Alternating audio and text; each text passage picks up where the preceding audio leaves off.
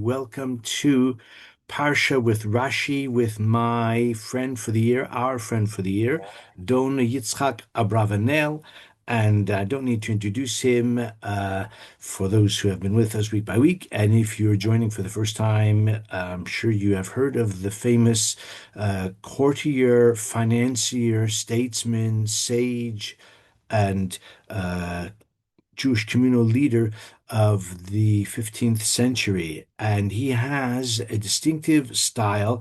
It's actually characteristic of the time and the place because um, the Rav Moshe al-Sheikh and also Rav Yitzchak Arama, Akeres Yitzchak, share a similar style, not so much in terms of the content, but the format of their approach to their Torah commentaries, in that they analyze a certain passage, maybe an extended passage, and introduce their analysis with a series of questions, and then they proceed sometimes over many pages to answer all of those questions. So that is Abravanel's style. And the reason I'm repeating that observation tonight is that we are going to look closely at a kind of monograph, an extended, fascinating essay in which he answers two of the 14 questions with which he begins his analysis of our parsha. And I don't mean the entire parsha. It's got multiple of 14 for the entire parsha, but I'm referring to the important passage of Matan Torah. We're learning Parshas Yitro tonight, and of course, Matan Torah, the giving of the Torah, dominates that narrative. And Don Yitzchak Abravanel begins his analysis of the experience of Matan Torah, as I said, with 14 questions. I'm not going to do all of them. I'm going to ask two of them, and we'll see how he answers those two questions. He says that the first question that I want to consider, Lama nitna haTorah bizman hazeh? Why was the Torah given at this particular time? Because the Torah specifies that it's actually the beginning of chapter 19, if you want to take a look. But we might not even use our Chumash, but it's best if we do. So when the Torah describes in our Parsha, B'chodesh HaShlishi, and the first month, beginning of chapter 19, if you're with me in the Art Scroll Chumash, it's on page 400. Chapter 19, the very first pasuk, B'chodesh HaShlishi, in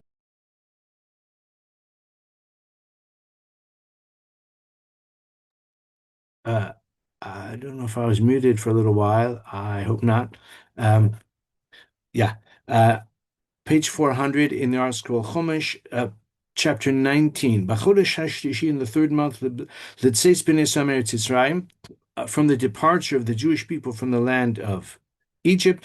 Bayom hazeh bo'u min bar Sinai. On that day they arrived at the wilderness of Sinai, and it says they traveled on from Rephidim. They arrived at Mount Sinai, and they encamped there, Neged Hahar, next to the mountain, opposite the mountain, etc.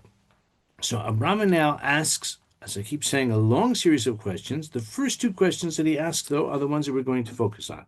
He says, why was the Torah given to the Jewish people at this particular time, in the third month after their departure from Egypt? And he says, why wasn't the Torah given long, long before? For example, the Torah could have been given to Adam when he was first created, or the Torah could have been given to Noach after the flood, when Hashem established a covenant with Noach, that is to say, with all of his descendants as well. He won't destroy the world anymore. Certain other important principles were established at that early stage in human history. That would have been a time, so it would seem, to give the Torah to Noach, or to Avraham, or he says maybe to Yaakov. Avraham was the beginning of the nation. Yaakov was the one who fathered 12 sons and a daughter as well, who became the basis of the Jewish nation. That is to say, Abraham and Yitzchak, as we know, had progeny who were not part of the Jewish national legacy, but Yaakov had 12 sons, all of whom established the basis of the Jewish nation. So therefore the Torah could have been given to Yaakov. but rather the Torah is given specifically to Am Yisrael on the third month following their departure from Egypt? That's his first question. His second question is the place. Why was the Torah given in the wilderness of Sinai and the wilderness of Sin, Bamidbar Sin, Bahar Sinai? Why wasn't the Torah given to the Jewish people in Mitzrayim? After all, they were given a few commandments then, such as Hachodesh Hazeh Lechem, this is the first month for you. They were given many mitzvahs related to the Korban Pesach, other mitzvahs as well. We read about them in Parashas Bo. So that would have been a time to not just give a sort of prelude or a minimal sampling of mitzvahs that were pertinent or essential for just that time, but rather would have been an opportunity to give mitzvahs collectively, to give all the Torah. Why not?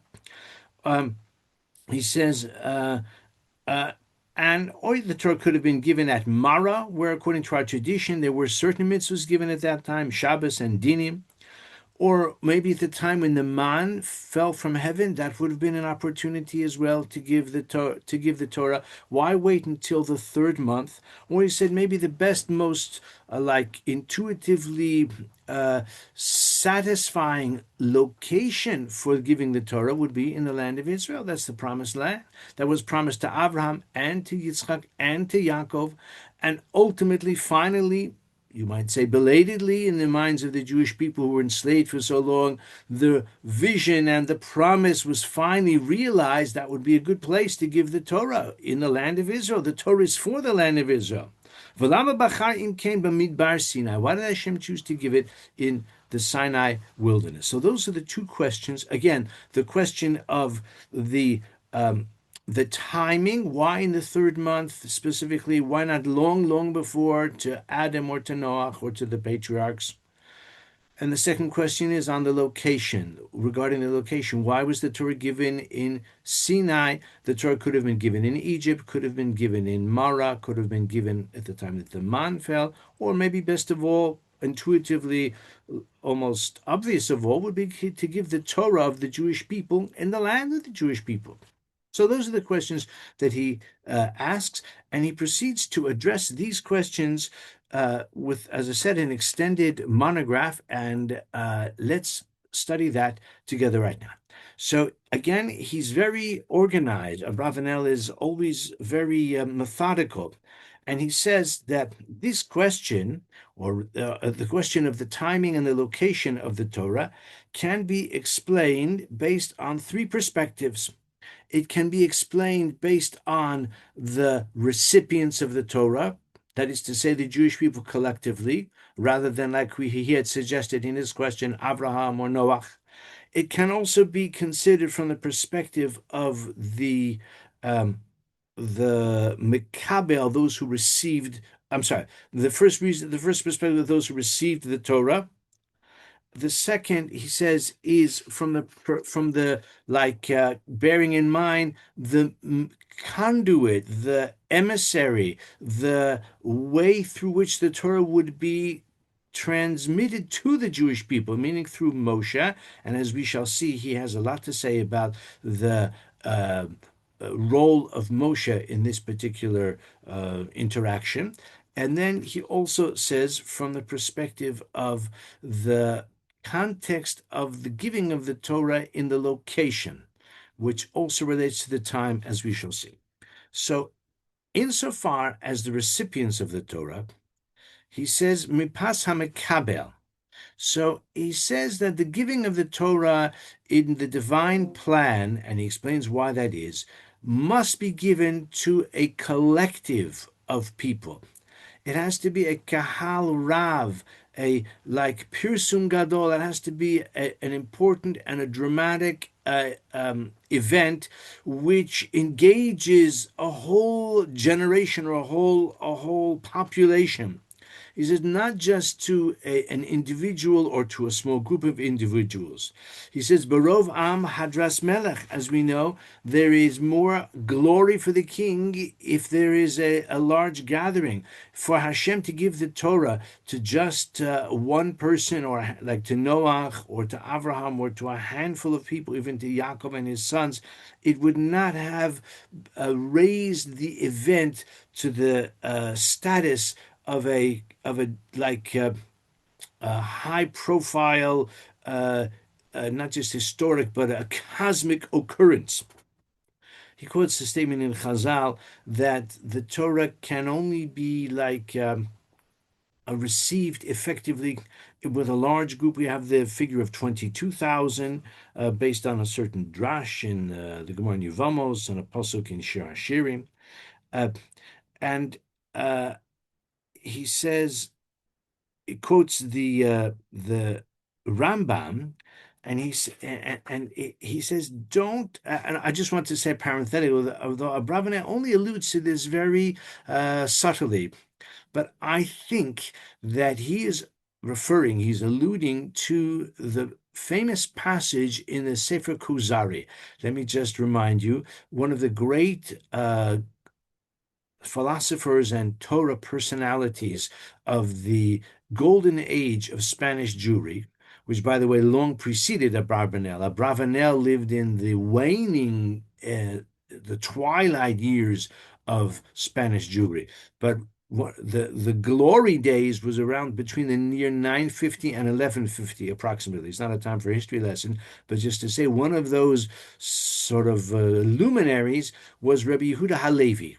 And he was a philosopher, he was a poet, and he was a very inspiring religious personality. And his most famous work is by far, other than his many poems, is the book called Kuzari. Kuzari was a kind of apologia for the Jewish faith. In fact, he called it defending a defense of a despised faith. He wrote it in Arabic or Judeo-Arabic, and he used a literary device of a dialogue between a rabbi and a pagan king who felt that his manner of worshiping God could be improved, as if he needed a serious dramatic change and improvement and upgrade. And he, the king of the Khazars, whose name was Bulag, invited a philosopher, a rabbi, a Christian sage, and a Muslim to tell him about their faiths. And eventually he interviewed each of them, and he sent the rest of them home, and he kept the rabbi around, and that is the contents of the book. But the king was asking, of course, about the nature of Judaism and why he should prefer the Jewish tradition over that of the other religions. One of the foundational features of that book, Sefer Kuzari, is the argument that the Torah was given to the Jewish people collectively. The other religions base their faith on an event which is said to have occurred to a small number of people, either in total seclusion or maybe a handful of eyewitnesses who claim to have been have witnessed some kind of miraculous revelation. But the rabbi, he said, well, our tradition is based on the revelation that was experienced, the shared experience of hundreds of thousands of people. And much has been written about that. I don't want to elaborate on it further, but the logic and the support, the compelling nature of a tradition which has its origins in an experience that was shared by an entire generation brings its compelling and authenticity, the authenticity of its nature to a much higher level. So I think perhaps Abravanel is alluding to that as well, that if Hashem had given the Torah to one person or to a handful of people, it would not have had the same basis in human experience as that which was shared by an entire population, of course, transmitted to the next generation as well. Then he says, don't challenge what I say based on what the Rambam says about the 7 mitzvahs b'nei Noach. He says it's true, we do have such a tradition. The Rambam writes about it in some detail. He says, but that was the result of the prophetic understanding of those early generations. He says, we don't find that Adam, okay, maybe in the case of Adam, it's not even relevant for him to be lecturing to other people. But Noach, we don't find that Noach ever says to other people, to his generation, this is what Hashem has told me, this is what God has revealed to me, this is what you have to do, here is the Torah that Hashem has revealed to me. That is certainly not the case. We do have the concept of a limited number of mitzvahs, b'nei Noach, but we don't find any early prophets, including Abraham, Yitzhak, and Yaakov, saying, Kol Amar Hashem, this is what God has said to me, and teaching the generation about the Torah that has been revealed to them. Of course, we do know that Abraham inspired others, he taught others through example and through his, what we might call today, outreach. But Abraham's understanding of the Torah, which we have a tradition, of course, that the Avos kept the Torah, was through a kind of prophetic intuition. We don't find that any of the Avos said that Hashem has revealed to me that this is the mitzvahs that we have to do. It's true, we do find the case of Brit Milah, but as we know, that is one of Taryag mitzvahs. So, says Abravanel, we find that the giving of the Torah has to be in a context of an experience shared by an entire population. And he says, in terms of Matan Torah, so we have the famous words, which we can also observe on Pasuk Gimel, Moshe Allah el ha'Elohim, vayikra ilav Adonai min ha'ar lemar, Ko samar leves Yaakov, so shall you say to the house of Jacob, v'sagei livnei son, you shall say to the children of Israel. So there's a well-known rabbinic interpretation here about Beis Yaakov is the women. Abravanel doesn't go down that route. He says that Beis Yaakov connotes the Jewish house, that is to say, the collective of the Jewish people, including the simple people, including those who are not sophisticated, maybe those who are not especially devout, maybe not those who are so refined, but the common man or woman for that matter. That is to say, Beis Yaakov deliberately is intended to allude to the collective of the Jewish people without exception. V'sagei livnei Yisrael, the children of Israel, alludes to the elite, to the sophisticated or the refined or the particularly righteous or devout or pious. But that is exactly the point. The Torah was given to everyone, not just to the intelligentsia, but to the entirety of the Jewish people, and that was the divine intent. And the Torah can only be appreciated and transmitted and become the lifeblood of the Jewish people when it is given to the Jewish people collectively. So with this, Abravanel rests his case. Actually, just has a couple other things as well. He says the figure of 600,000, he quotes the Mukubalim. It's the first time that I've seen in my studies of Abravanel so far, where he quotes the Kabbalistic tradition, who say that 600,000 represents the entirety of the souls of the Jewish people. Even though even at that time there were more than 600,000, that only represents the men between certain ages. So there would have been maybe 2 or 3 million altogether. And of course, that's only that generation. In subsequent generations, so many Jewish souls have come into the world and left the world. But nevertheless, 600,000 exemplifies the total number of Jewish souls, and we have the Kabbalistic idea that the souls possibly can be subdivided and that sort of thing. But the point is, the figure of 600,000 embraces the totality of the Jewish nation that has ever lived throughout all time, and they were all present to receive the Torah on Har Sinai, and this is the way that Hashem determined that the Torah must be conveyed to mankind through the agency of the Jewish people collectively. Okay, that is, as I said, with this he rests his case as to why the Torah was given at this time to the Jewish people as a nation. Of course, their numbers increased from 70 to 600,000 men, etc., during the years and the generations of their subjugation in servitude. Then he turns to an analysis of the nature of Moshe Rabbeinu. And for those who were paying close attention, we've called this year today, Why Moshe? And Abravanel, my friends, presents us with 10 reasons why Moshe was unique and why Moshe was the one suited to give the Torah, to be the like conduit through which Hashem gave the Torah to the Jewish people. As we say, Torah tziva lanu Moshe. So he explains as follows 10 reasons. So the first one, he says, Begufo mizgo v'tivo. He says in his like physical form and nature, his like mezeg is like the balance. The ancients believe that health and vigor and indeed life itself depended on keeping the four elements in like balance with one another. So that's what the word mezeg, like mizugavir, for example, as an air conditioning. The word mezeg is to balance and to arrive at the correct mixture. Mosgenos hakos is to dilute the wine with water, which was, again, the practice in antiquity. So the Mefarshim use that word mezeg quite a lot, and it derives from probably the Greek notion of the balance within a person's body. He says no one was better than Moshe in this regard. He says that he was also like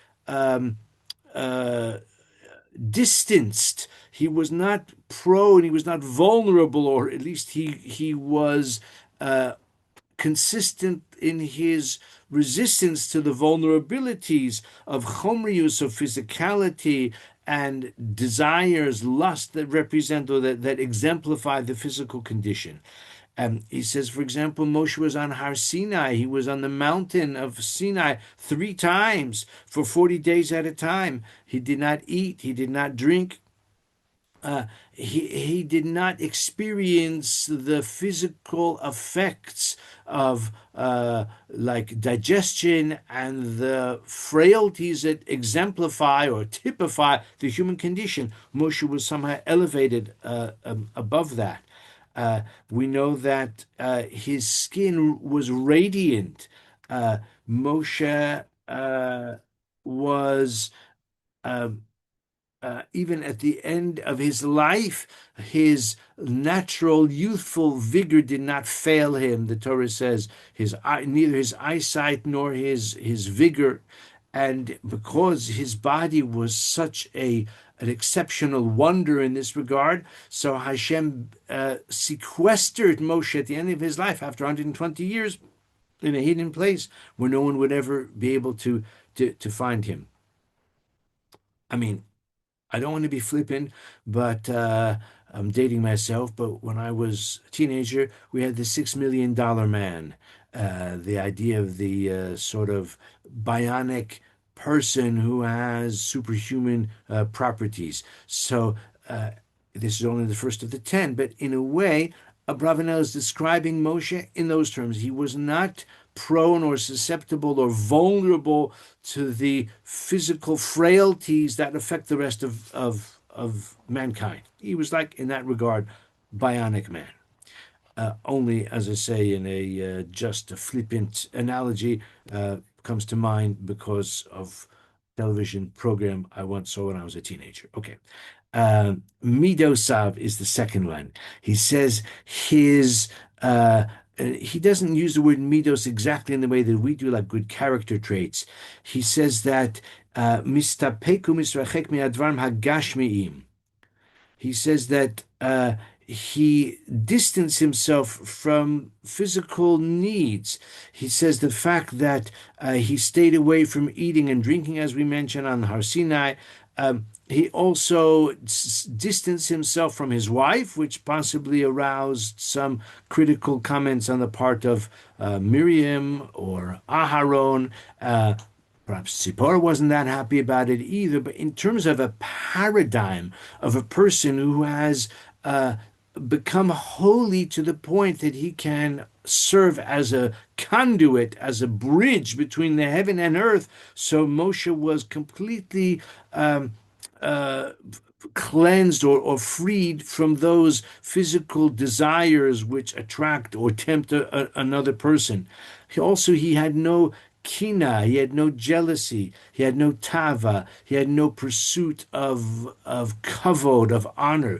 For example, when Eldad and Medad were prophesying, and Moshe, was urged to prevent them. So Moshe said, "Hamakanea tali," was Yoshua. Adoni Moshe kalaim. Yoshua said, "Get them to stop, or lock them up, incarcerate them." Moshe said, "Hamakanea tali, are you jealous for my sake? If only every person were, all the people of God had the gift of prophecy." Uh, so we find that Moshe, in this respect, was completely uh, um, like elevated beyond the jealousy. He doesn't even mention, unless he does mention, I just didn't take note of it, Anav Mikol Adam, that Moshe is the most humble of all people. So this is the second item on the list. Midosav, his humility, his, as I said, distance from any kind of physical lure or temptation. The third item is Yidyasova Chachmaso, the wisdom and the insight and the, if you want to say, even the mastery of Torah that he achieved through his prophecy. He achieved the understanding of the 50 gates of wisdom, except one, which is beyond the human grasp even of Moshe Rabbeinu. The 49 or the 50 gates of wisdom, of which 49 of them were understood by Moshe. And he makes a very simple point. Moshe, of course, was a prophet. There were many other prophets. There were 48 prophets that the Torah meant, we find in Tanakh, enumerated in some sources. The Gemara in Megillah mentions them, doesn't enumerate them all, but Rashi and others enumerate the 48 prophets and 7 prophetesses, as well as many others whose names are lost to us. So Moshe was not the only prophet, but it's interesting, generally speaking, says Abarbanel, the other prophets, the content of their prophecy was either to foresee the future and to foretell the future, to tell of coming events, often in a foreboding way, sometimes in a much, much more upbeat or hopeful way, sometimes even in an almost simplistic way, like to tell someone where where he's going to find his mules or that kind of thing, like we find. The Shmuel provided that service, or which is probably the more pervasive form of the role of the prophets, is to rebuke the people, to correct them, to draw attention to their shortcomings. Of course, often they go together. Hashem will say to the prophet, tell the people they need to be more charitable or more respectful of the Sabbath, and if not, then the temple that they uh, value will be destroyed, etc.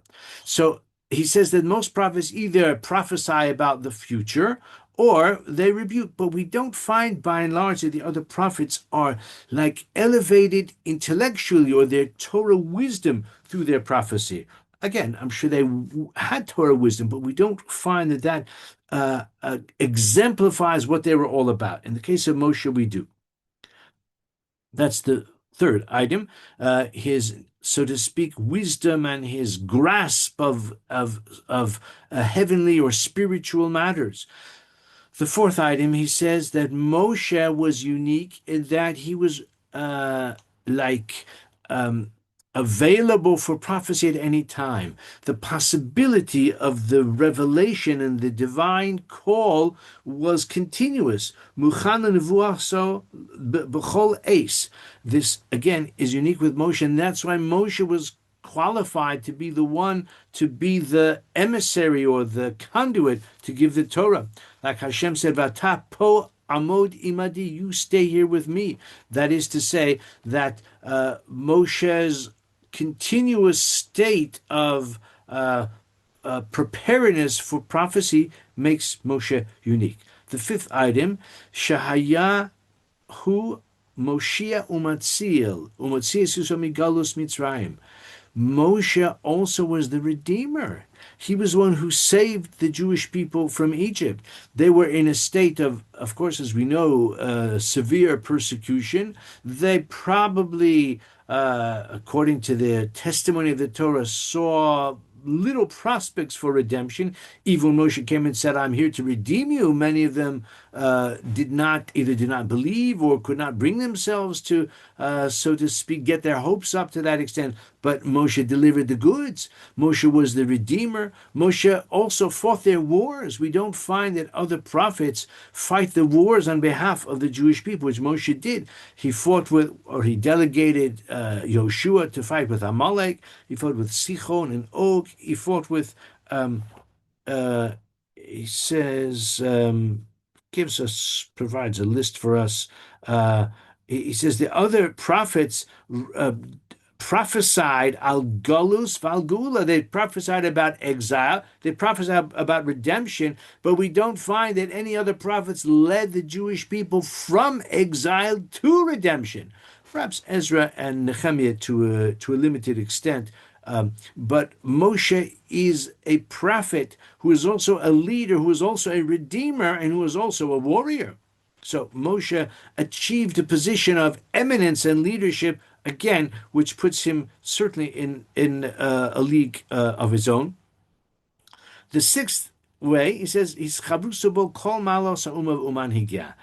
Moshe also embodied all of the qualities of the Jewish people, including the leaders of the Jewish people. So Moshe was, of course, the prophet. Moshe was the judge.